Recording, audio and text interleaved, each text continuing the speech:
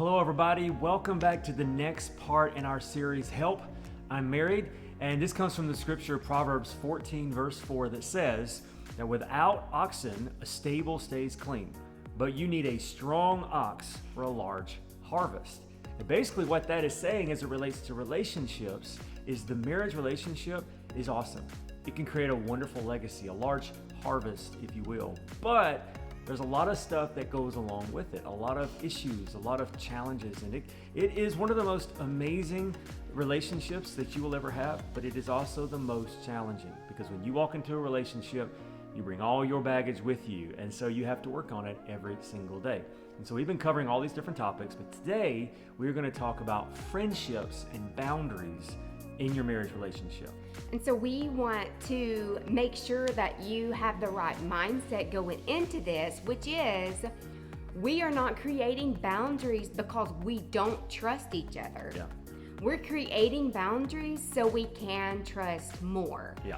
So make sure you go into it with that mindset. Don't get, offended. Defensive. Don't do all those things, okay? All of those, offensive, just be like, defensive, everything. We have boundaries so that we can have more trust. Yeah, and so we're going to just talk through several of these that we have noticed and we've kind of picked up on through our relationship and walking with others. But it's very important for you to sit down with your spouse and talk about this. This is even more important before you get married, to talk about how you're going to keep your relationship healthy post-marriage or once you are already married. So we're going to talk about several of these.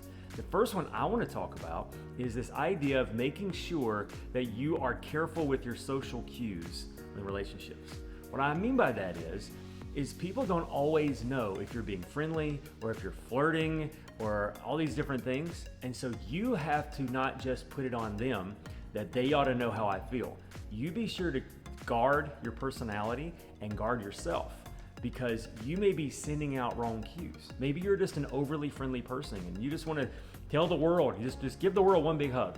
Well, you don't know how that's relating to other people. So you need to make sure, because not necessarily because that other person is gonna feel some kind of way, but your spouse may notice and they may feel uncomfortable. They may think that you are flirting with someone or you're being overly friendly or you're sending signals and you don't mean to, you just don't know. So be sure you watch your social cues and you're making sure that you're honoring your spouse. That doesn't mean you go around being a jerk to everybody.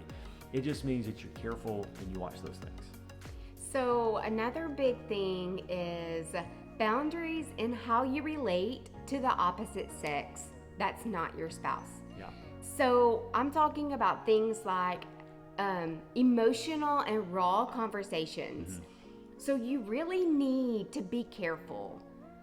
Your coworker, your of the opposite sex, your friend's spouse, like people that you relate to on a daily basis, you've got to set boundaries with conversations. So it can start out as simple as you're frustrated with your spouse and you're just at work and you're just like, oh, my spouse, my husband did this today and it made me so mad.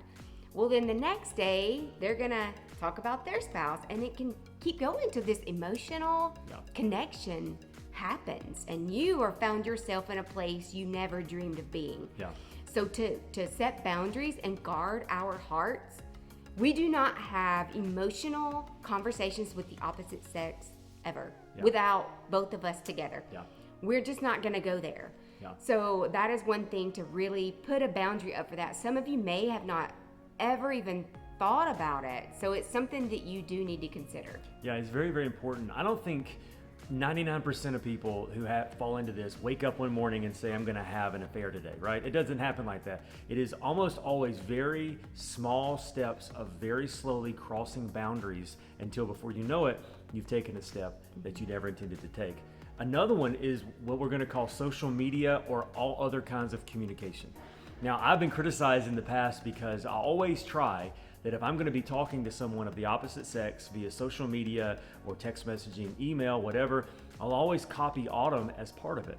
And I've had people criticize me saying that's overkill or you not trust me. And it's none of that. It's just I'm setting a boundary that is a long way away from anything unhealthy. Because if I set a boundary that's right beside a cliff and I take one step, I fall off the cliff.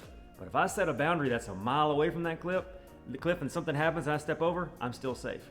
And so now I've been guilty of this, and I'll send a text message so fast and I forget to put autumn in it. And so then I will send another one and that time do it. Same thing with social media, Facebook messages, DMs, different things, is just to make sure that you are safeguarding this very important relationship. And so even if it's overkill, I would rather get to the end of our relationship and people say I was a little paranoid, but we made it, than to not make it because I didn't put enough boundaries in my life. And so it may be overkill, but I would rather someone respect that I honor my wife than to think I'm being a little bit over the top. So be careful with your online communication. And just a little bit more about the social media thing. Again, it may be overkill. This is what we do because we're so intentional protecting our marriage. There is no reason that you need to be messaging ex-boyfriends and girlfriends. No, there's no reason for that. Don't do it. Just don't. Why are you even friending them?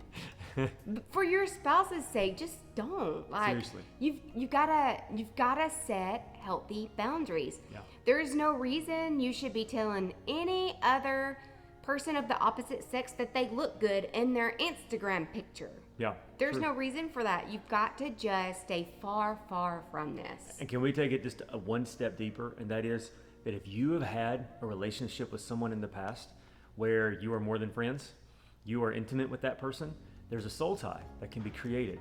And it does not take much. It's just like very dry wood, and you've already put lighter fluid on it. It takes a small spark to start a fire. And so if you've been intimate with that person, you need to not even friend them. And that I know that's over the top, but your marriage is worth it. And you've got to stay far, far, far away, just so that temptation doesn't even happen. So to know who you just need to not even friend, have you been intimate with them? So keep that soul tie far, far away. What's another one? Another one would be sharing passwords. Yeah. This is very sticky to many, many couples we've talked with, and they're like, no, this is the line. Yeah. How intentional do you want to be? So we share passwords. He knows my password to everything. I have no secrets. I have no secret account. I have no social media that he doesn't know. I have nothing. Yep. Everything I have is in the open. If he wants to look at my messenger, go for it, because I have nothing to hide. He knows my passwords and he can check at any time. And that makes him feel safe as far as trust. Well, let me say this though. On the other side, I want to make sure and put some accountability on the overbearing spouse and say this. You know why I let Autumn have all my passwords? I don't care. Because I know she's not going to needlessly continue to stalk me and ask me questions about every single thing. Does that make sense? Now, we're at a healthy place in our relationship, so obviously, but at the same time, I'm not worried she's going to go into a text message and go, why did you text your mom instead of texting me, or something like that. You know, there's healthy trust there. That is just me saying to her at any time, you're welcome to, but it's also trusting that you're not going to look at every single thing and question me, because I've also earned your trust as well. Does that make sense? Make sure that you don't use that as a weapon against someone, but it is the trust factor of I am trustworthy and so are you as well. So if you're starting off with none of these boundaries in place, it's very overwhelming to go from nothing to all of those. Yeah. So don't go there. Start with one. Talk as a couple, communicate. What is one thing we can do as the next step for a healthy boundary? Get that in place and then take a new step. You may have your own steps that you guys need as your own couple. Don't just use what we say. You communicate and make your own.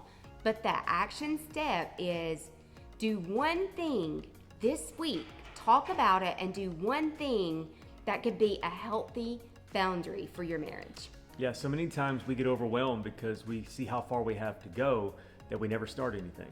But I think what we do is we overestimate what we can do in a short time, but we underestimate what we can do through a lifetime of faithfulness. And so maybe you do have 20 steps you need to take. Well, here's the thing. Now until next year is going to pass whether or not you do anything. And so instead of just letting time pass because it's so overwhelming you don't do anything, get that one thing Autumn said, whatever it is. Even if it is a small step, but one small step at a time is how you travel 1,000 miles. We would love to have your ideas, things that we didn't mention. Like, we're all about boundaries in our relationship. So drop a comment Yeah. below with some ideas that maybe you have we didn't say. We would love to implement them. Yeah. And also message us. If you Yeah. have questions, you don't want to start a conversation, message us. We would love to help you and just share how this process has been for us. Yeah, and be sure you share this video, you comment on this video, you like it, you get it around. Maybe we are saying something right now that is hitting a spot in your relationship or someone you know, and maybe you're not able to talk about it. Well, let us explain it for you on how you're feeling. And like Autumn said, we want to walk with you as much as possible. Send us information, love to get in touch with you. Whatever you do, don't give up. Your legacy, everything you're going through right now, it's worth it in the end. Just don't give up, okay? We love y'all. We hope you have a great one. We'll see you next time on Help, I'm Married.